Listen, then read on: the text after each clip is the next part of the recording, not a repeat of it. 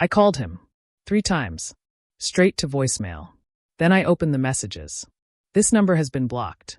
My son blocked me. Not an accident. Not a glitch. Just done. No fight. No warning. Just silence like I didn't exist. I stared at the screen until it went black. Then I looked up at the hallway hook. The spare key still hanging there. Mine. Not his. He blocked my number? That's fine. I still had the title in my name. The mornings were quiet in the way only old houses can be. The kettle took its time. So did I. Toast 1 slice. Butter only if it didn't smell off. I used to wake up to feet running down the hall. Cartoons too loud. A plastic spoon clinking in a cereal bowl. Now it was just the wind brushing the porch rail. I kept the front window cracked, even in winter. It made the house feel like it was breathing. His shoes were still by the door. Size 12. Mud-stained. Laces always too short. He hadn't worn them in months. Every Sunday, I made enough stew for 2. Let it simmer long enough that the whole block could smell it. He never came by. But I kept cooking anyway. That's what mothers do. My favorite mug had a chip on the side.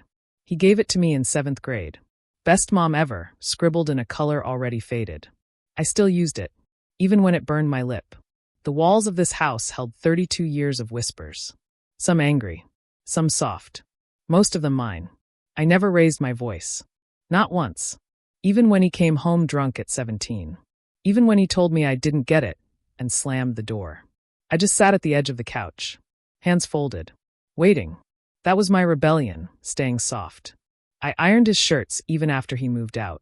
The drawer in the hallway still held his birth certificate, old report cards, and a bracelet he made in art class. I used to wear it when he got sick, as if it would help me carry the fever for him. His father left when he was 4. Said he wasn't built for family. I never made a scene. I just got a second job. There was a photo on the mantle of the 3 of us. Him in the middle, grinning like he had no clue men leave. I never took it down, even when the glass cracked. I bought my son a car the week after he got his first job. Used, dented on the side, but clean. He didn't say thank you. Just asked why it wasn't newer. But I smiled. Said maybe next year. That was 5 years ago. He called less and less. But I still saved every voicemail. Even the ones that were just, can you transfer the money? I left notes in his glove compartment. Little reminders like, oil change due, and love you always. I found one of them once. Crushed under an empty soda can. I didn't ask. Didn't say a word. I was never truly lonely. Just quietly replaced. Neighbors stopped asking how he was. They knew the answer. Sometimes I'd sit outside just to watch families walk by. Their laughter stung, but I welcomed it. It meant I could still feel something. I stopped buying ice cream. He never came by to finish the carton. Stopped watching the shows we used to laugh at. They didn't sound the same without him. My hair's gone gray now. He used to say it made me look like a professor. He hasn't noticed that it's all gray now. Not just streaks. I cleaned his room once every season. Just enough to keep the dust from settling too deep. But I never moved the basketball trophy. Or the dried-out cologne bottle on the desk. I wanted the smell to stay. I told myself he was busy. Building a life. Chasing something important. I told myself that was good. That meant I did my job right. But some nights I'd hold his baby blanket. The one with the duck print. The one he hated. And I'd cry like he was still 5 and needed me. I wasn't waiting for him to come back. Not really. I was waiting for the silence to feel like peace. It never did. One Tuesday, I walked to the mailbox and saw a letter for him. Credit card offer. I stared at his name, bold and cold. He hadn't lived here in over a year. But his name still filled my mailbox.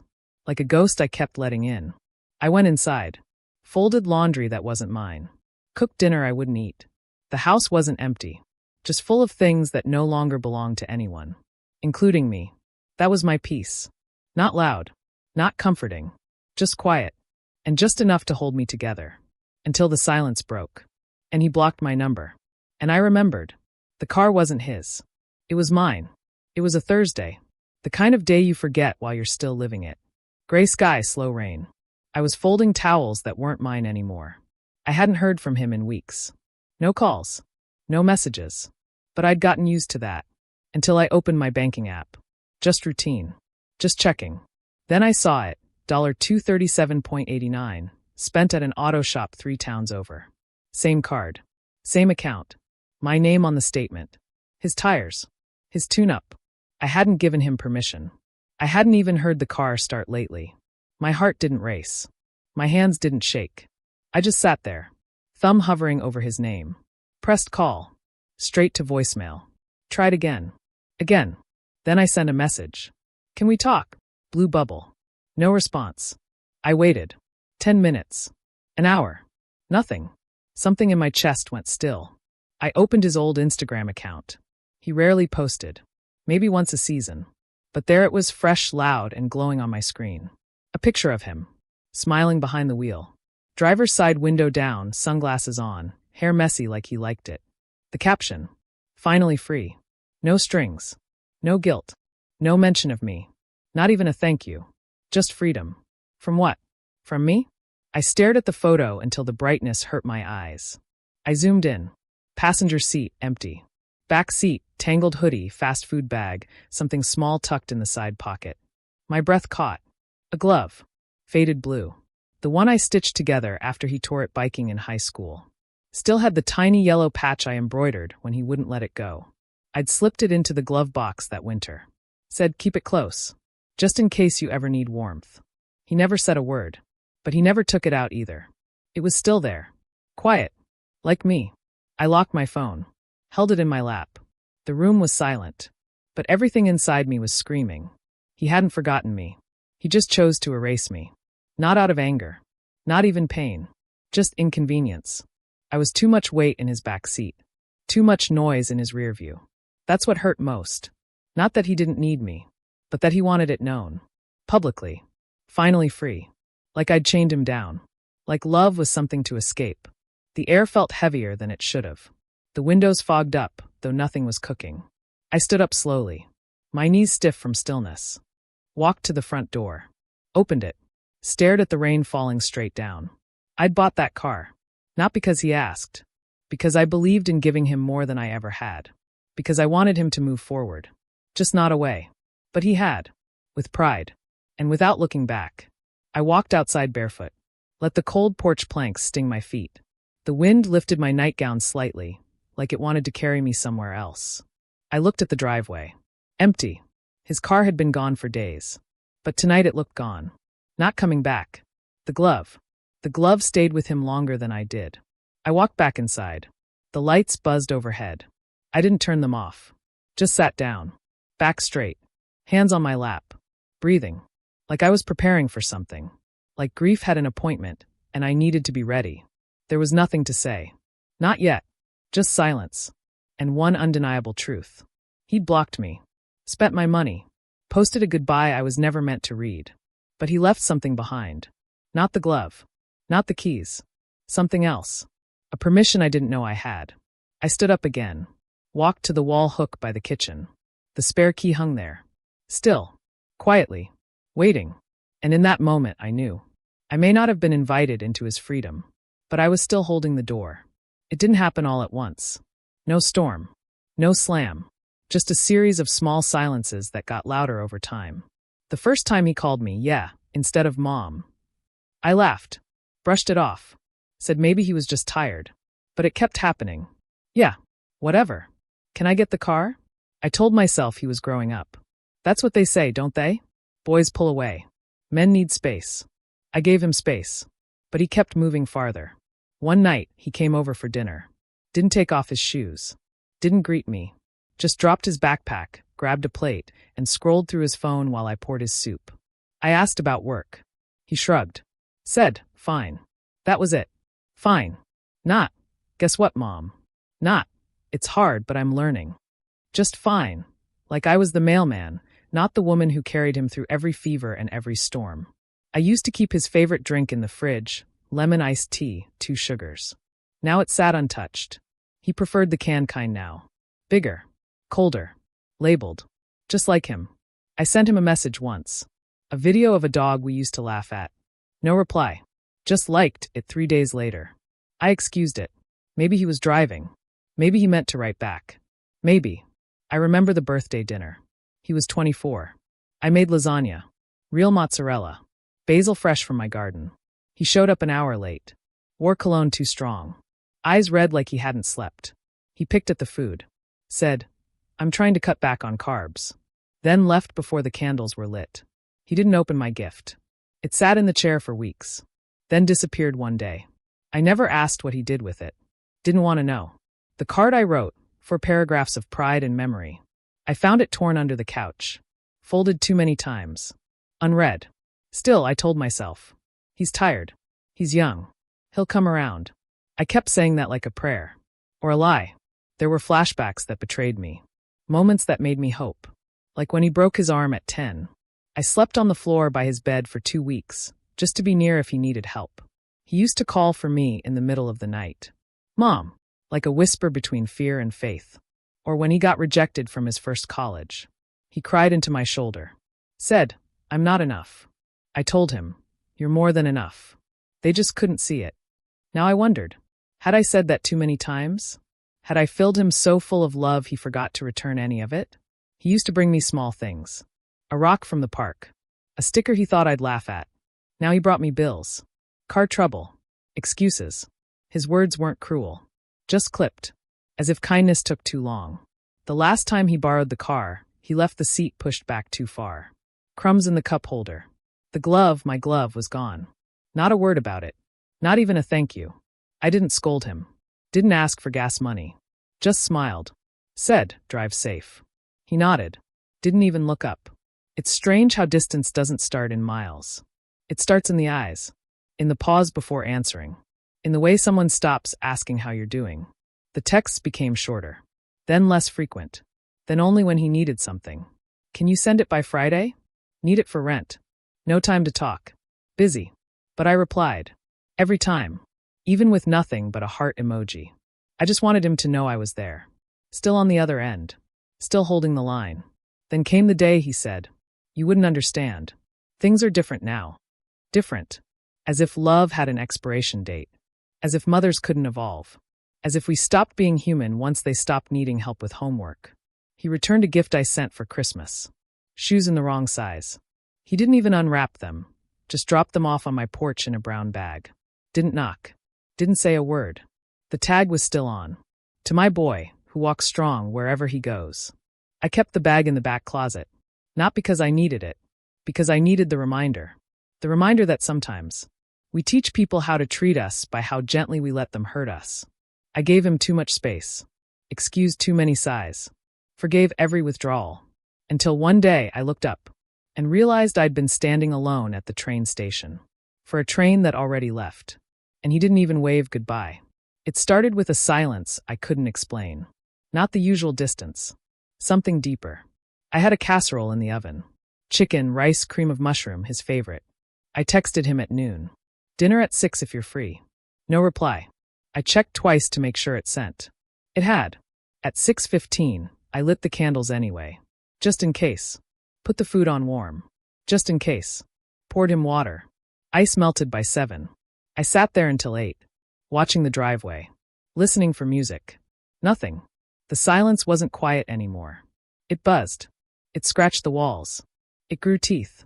I finally blew out the candles. The scent of wax made the food taste bitter. That night I dreamed he was 4 again.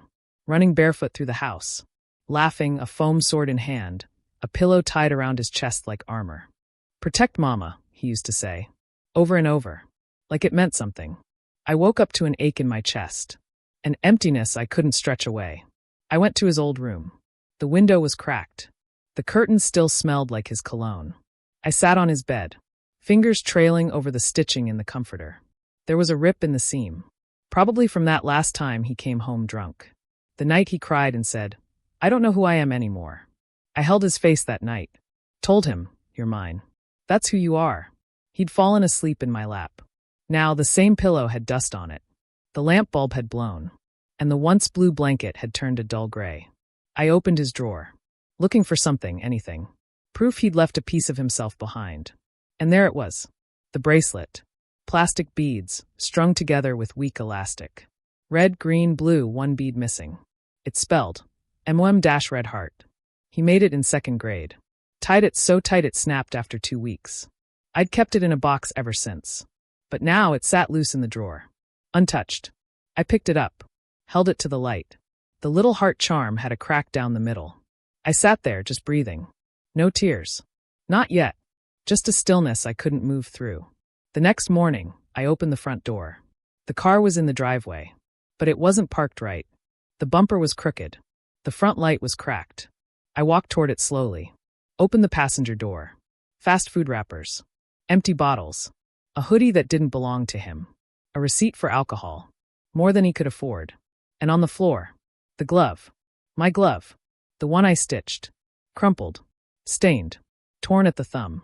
No note. No explanation. Just left there. Like an afterthought. I picked it up and held it in both hands.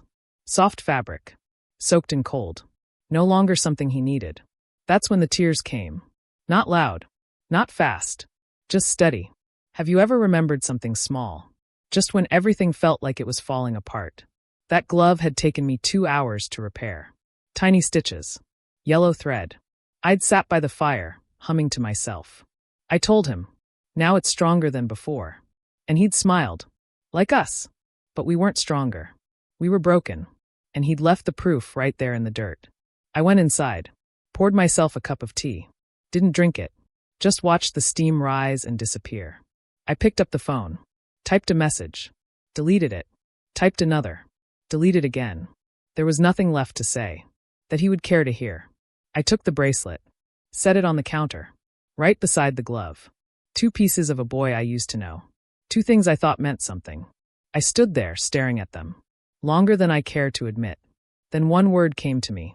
From somewhere deeper than language. No anger. No plans. Just that. Not just by him. By the world I built around him. By the woman I used to be when he still needed me. That's the lie I kept repeating. That if I loved him hard enough, quietly enough, forever enough, he'd remember. But the truth sat in front of me. Stained.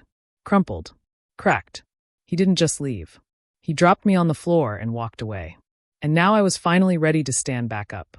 Not because I wanted to. Because I had to. I didn't call him. Didn't ask. Didn't explain. There was nothing left to negotiate. That morning, I stood by the kitchen window. The glove and the bracelet still sat where I left them. I didn't move them. They stayed. Like headstones. I opened the drawer beside the sink. Pulled out the envelope I'd saved since the day I bought the car. Title. In my name.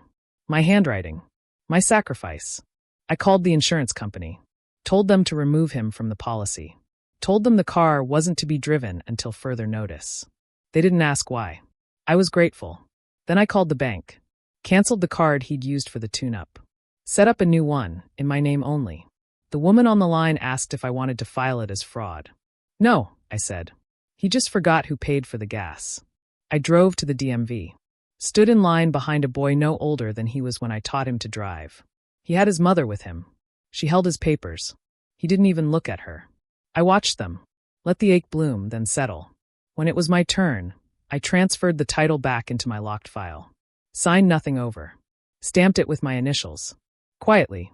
I walked out into the sun. Didn't cry. Didn't shake. Just breathed. Power doesn't always look like shouting. Sometimes it looks like a woman holding a manila folder with steady hands. When I got home, I didn't park in the garage. Left the car outside. Visible. Let the dust gather. Let the neighbors see.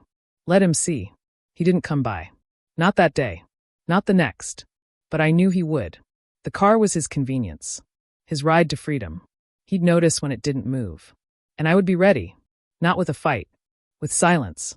That night, I opened the closet where his old clothes were stored. Pulled out the gray hoodie he used to sleep in during his finals week. The one that still smelled like cedar and stress. Folded it once. Placed it in a donation bag. Then another. I filled 3 bags. Books, shoes, game controllers, that one broken headphone he insisted on fixing. I packed away the years. Not as punishment, but as preparation. Then came the moment. Not loud. Not big. Just me standing at the mailbox. I held my phone in one hand. The spare car key in the other. I pressed delete contact. His name vanished from my favorites. My screen felt lighter. I stood there for a full minute. Then walked to the car. Opened the passenger door. Placed the glove on the seat. Just the glove. Nothing else. I shut the door gently. Not like a mother. Like a woman done begging. Then I opened the gas cap. Unscrewed it. Dropped the spare key inside. Clink. Hollow. Gone. That was the silent scene. No one watching. No applause. Just dignity, settling like dust on a windshield. I didn't leave a note. Didn't text him to explain where the car went, or why. I just sat on the porch with a cup of tea and watched the sky shift to gold. I didn't slam the door. I just closed it, finally. That week, I changed the locks. Quietly. Without drama. Paid in cash. The locksmith asked if I was moving out. No, I said. I'm moving on. He smiled, confused. I didn't explain. I took his name off the emergency contact forms at my clinic. The receptionist hesitated. Do you want to list anyone else? No, I said. I'll be just fine. Have you ever stayed quiet just to keep the peace? I did. For years. But peace isn't the absence of noise. It's the presence of self. And that day, when I dropped the key where no one would find it, I found myself again. Not the mother. Not the giver. Just the woman. Whole. Still here. Still standing. It was the call I didn't expect. From a woman I barely knew. Ms. Carter. She lived 2 streets over. Her grandson played basketball with mine back in high school. She said, I thought you should know.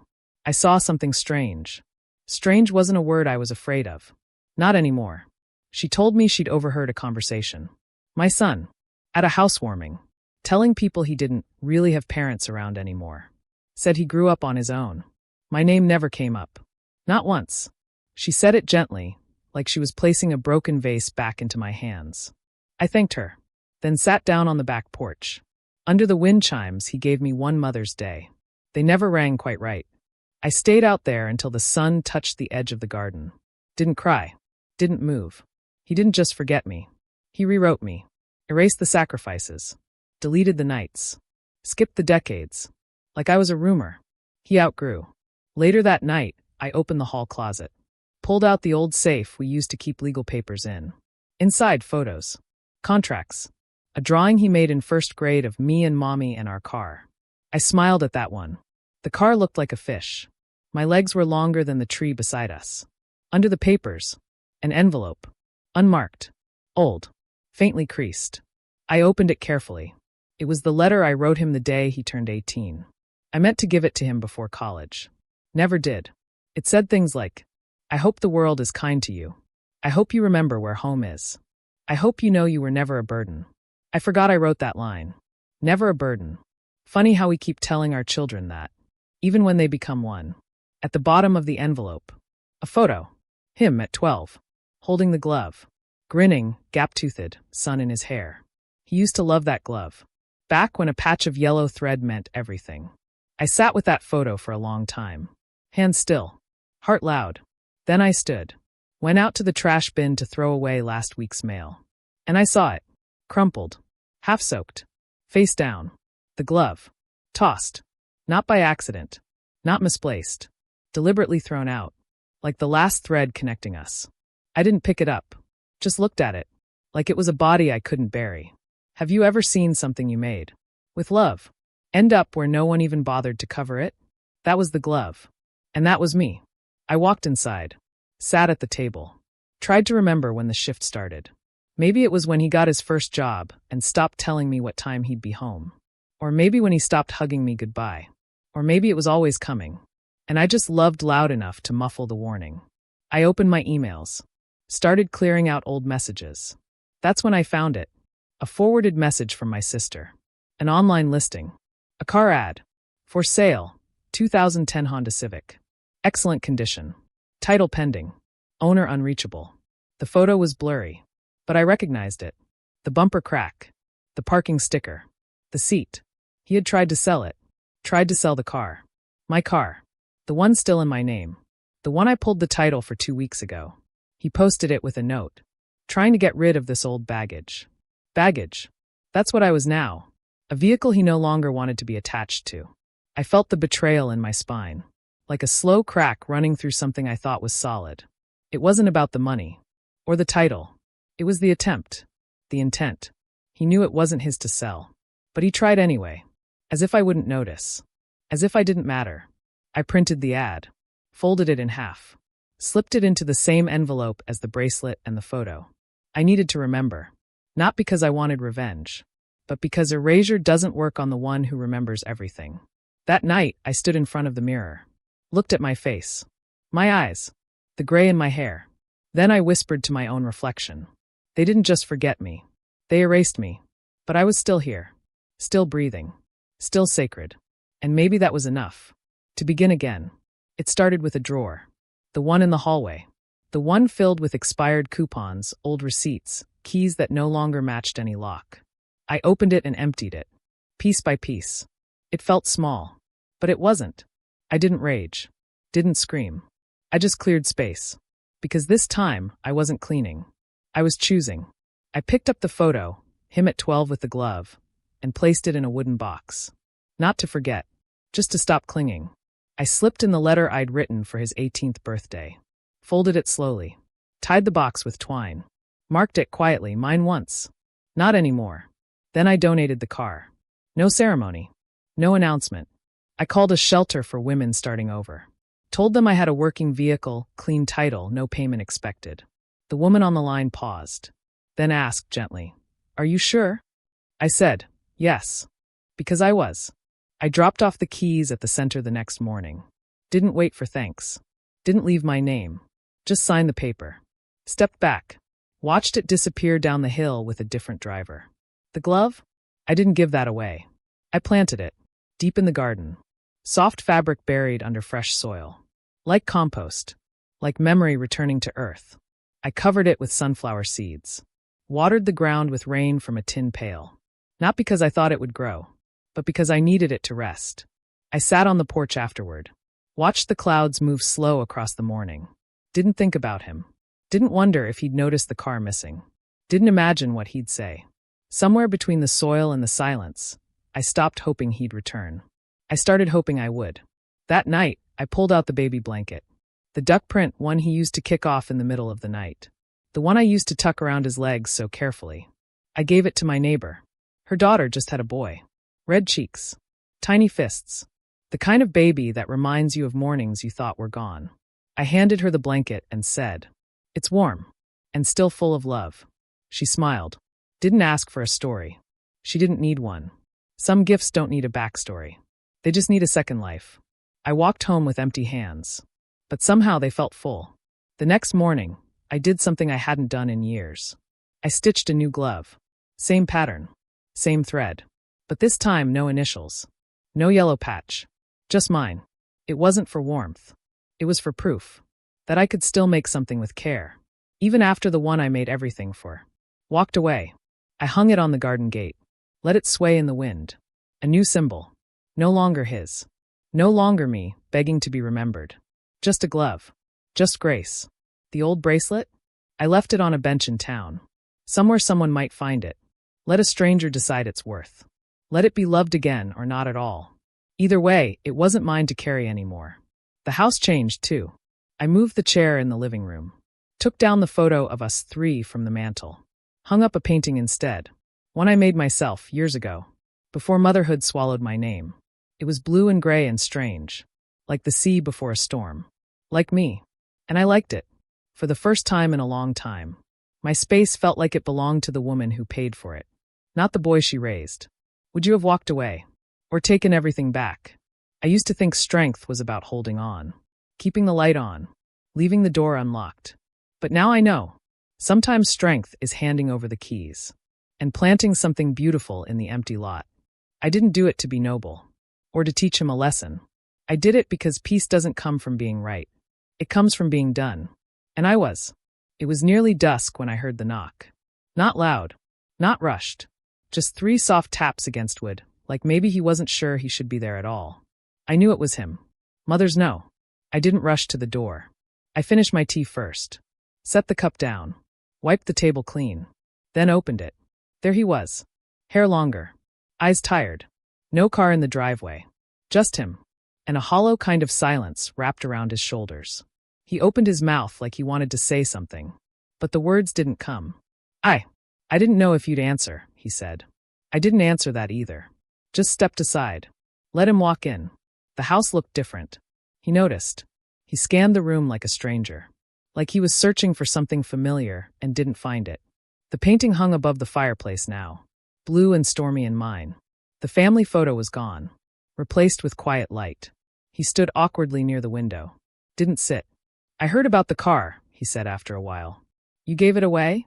I nodded. I would have figured something out if you just told me you needed it back. I didn't need it back, I said. He blinked. Looked down. Swallowed hard. There was something in his hand. A folded paper. He set it on the counter. An apology? Maybe. I didn't unfold it. He walked to the shelf where the glove used to sit. It wasn't there. He turned to me. You kept that glove forever. I buried it, I said. Planted sunflower seeds over it. He nodded slowly. Didn't understand. But nodded anyway. That's when he saw it. Hanging by the back door. A new glove. Same shape. Same thread. No initials. He walked over to it like it was fragile. You made another one? Yes, I said. For me. He stood still for a long time. Then stepped back. Looked at me fully. I was angry, he said. I thought you were holding me back. I know. I didn't mean to make you feel erased. You didn't make me feel anything, I said. You just revealed who I'd become to you. Silence stretched between us. But this time it wasn't heavy. It was honest. He looked older than I remembered. But smaller somehow. I miss things, he said. Miss us. I think about the way things were. I let that land. Didn't touch it. Didn't offer him a soft place to fall. Because this wasn't about comfort. This was about truth. There's nothing here for you to come back to, I said gently. He didn't argue. He just stood there, looking at a home that had moved on without him. The garden had bloomed again. New colors. New shape. The seat he once claimed sat empty. Not waiting, just empty. He walked to the porch. Looked out at the fading light. You hate me, he asked. No, I said. I forgave you a long time ago. That surprised him. I could see it in his shoulders. Then why does it still feel like I lost you? Because you did, I said. Not in one moment, but in every one where I reached out and you let your phone ring. He turned, eyes glassy. I didn't know how to come back. Then maybe you weren't supposed to. For a moment, I pitied him. The sag in his stance. The weight in his voice. But then I remembered who I was. And how long I stood in doorways he never opened. So I stepped inside. Left him out on the porch. He didn't knock again. Didn't raise his voice. Didn't beg. He just stood there, hand in his pocket, looking at the garden blooming where the glove was buried. I'm proud of you, he said quietly. But I didn't need his pride. I needed my own. And I had it now. I walked to the kitchen. Pressed play on the radio. A song came on, one he used to hum as a child. I let it play. Let the quiet settle. Then walked to the phone. One new voicemail. From him before he came. I listened. Mom, if you hear this. I'm sorry. I just want to come home. I deleted it. Not because I hated him, but because I loved myself more now. The past doesn't get to rewrite the present. I walked back to the porch. He was gone. Just the echo of his footsteps on gravel. Do you believe quiet dignity is stronger than revenge? I do. Because I didn't slam the door. I didn't shout. I just let him see what leaving cost. Let him feel the silence that used to ache inside me. Now wrapped in peace. And that was enough. I didn't tell anyone he came back. Some things don't need to be spoken. They just pass through like a shadow at noon. Brief, sharp, and gone before the light bends again. The next morning, I made tea. Same way I always did. Kettle slow, 2 tea bags, honey if the air was dry. The cup felt different in my hand. Not heavier. Just mine. The chair on the porch creaked when I sat. I let it. The sun was quiet that day. No big entrance. Just a slow rise over the fence, like it didn't need applause. I watched the garden. The place where I buried the glove. Tiny green shoots had broken through the dirt. Sunflowers. Not blooming yet, but promising. I smiled. Not the kind I used to fake for family photos. Not the polite, waiting to be seen kind. Just something soft. Something earned. A week passed. Then 2. He didn't call. Didn't write. Maybe he knew. Maybe silence was the only language we had left. And that was okay. Because peace doesn't always come wrapped in closure. Sometimes it arrives with no warning. No permission. Like a breeze through a locked room. Like breath you didn't know you'd been holding. I changed the curtains. Hung white ones that danced when the window cracked. Took down the old ones he once hid behind during thunderstorms. He used to call me his shield. Now I was my own.